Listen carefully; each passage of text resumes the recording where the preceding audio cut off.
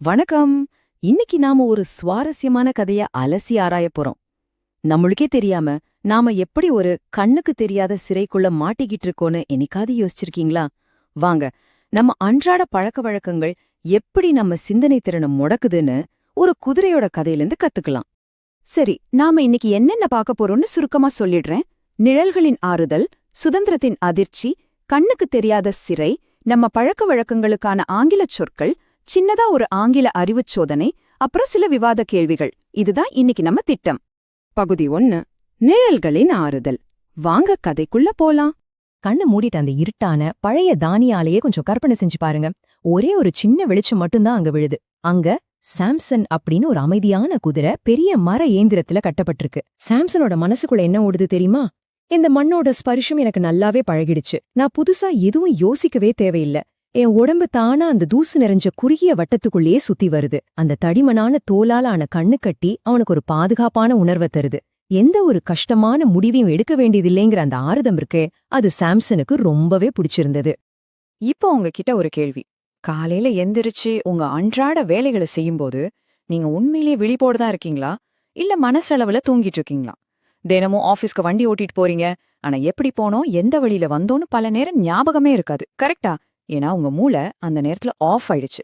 உடம்பு மட்டும்தான் வேலை செய்யுது. சாம்சன் குதிரைக்கும் நமக்கும் பெரிய வித்தியாசம் இல்லையோன்னு தோணுதுல்ல? அடுத்து பகுதி 2, சுதந்திரத்தின் அதிர்ச்சி.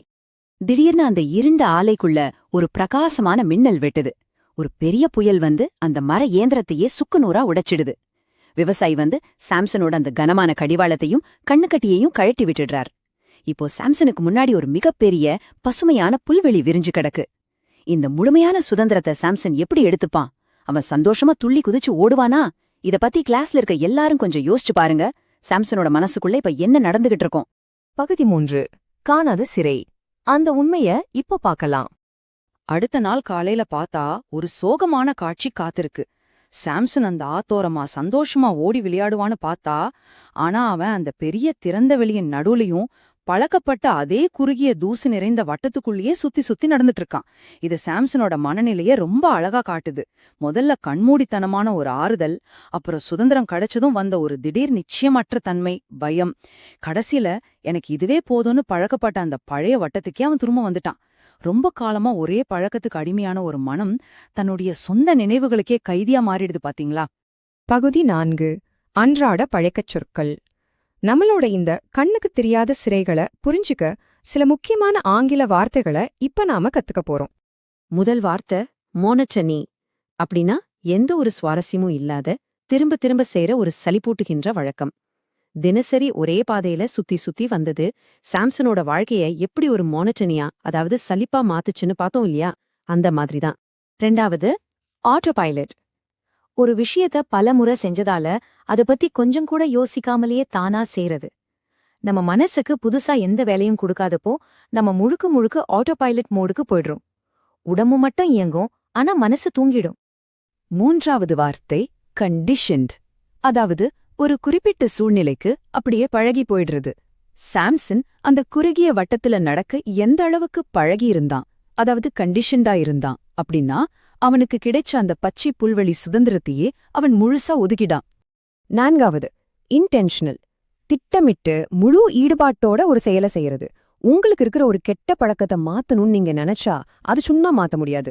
ரொம்பவே இன்டென்ஷனலா, அதாவது உறுதியான ஒரு முடிவெடுத்து விழிப்புணர்வோட செயல்படணும். சரி, இந்த வார்த்தைகளை அப்படியே நம்ம அன்றாட வாழ்க்கையோட பொருத்தி பார்ப்போம்.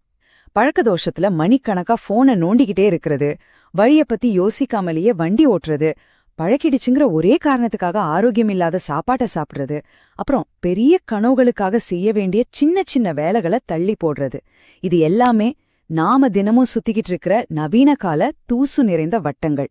இத நாம கட்டாயம் உணரணும். பகுதி 5, ஆங்கில அறிவுச் சோதனை. இப்போ நாம கத்துக்கிட்ட வார்த்தைகளை வச்சு ஒரு சின்ன டெஸ்ட் பண்ணி பாப்போமா? ஒரு ரியல் லைஃப் உதாரணம் சொல்றேன்.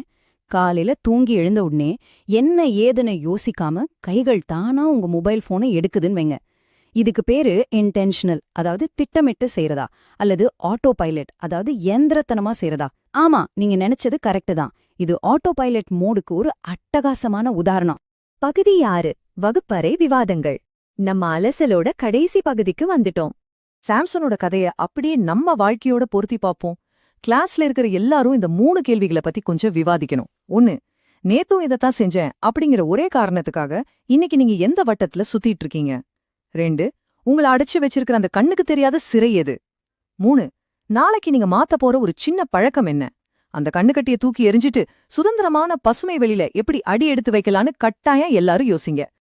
முடிவா உங்க மனசுல ஆழமா பதிய வேண்டிய ஒரு விஷயம் சொல்றேன். மனம் ஒரு காட்டு குதிரை மாதிரி. அத நீங்க கட்டுப்படுத்தலன்னா அது தன்னை எங்க இழுத்துட்டு போகணும்னு நினைக்குதோ அங்க உங்களை இழுத்துட்டு போயிடும். நிஜமாவே ரொம்ப ஆழமான வார்த்தைகள் இல்லையா? உங்க பழக்க வட்டத்தை விட்டு இன்டென்ஷனலா வெளிய வாங்க. உங்களுக்கு உதவ ஹேபிட் டிஸ்ரப்ஷன் செக்லிஸ்ட் ஒன்னு கீழே இருக்கிற லிங்க்ல இலவசமா இருக்கு. உங்க கண்ணுக்கு தெரியாத சிறைய உடைச்சிட்டு வெளிய வாங்க, சுதந்திரத்தை கொண்டாடுங்க.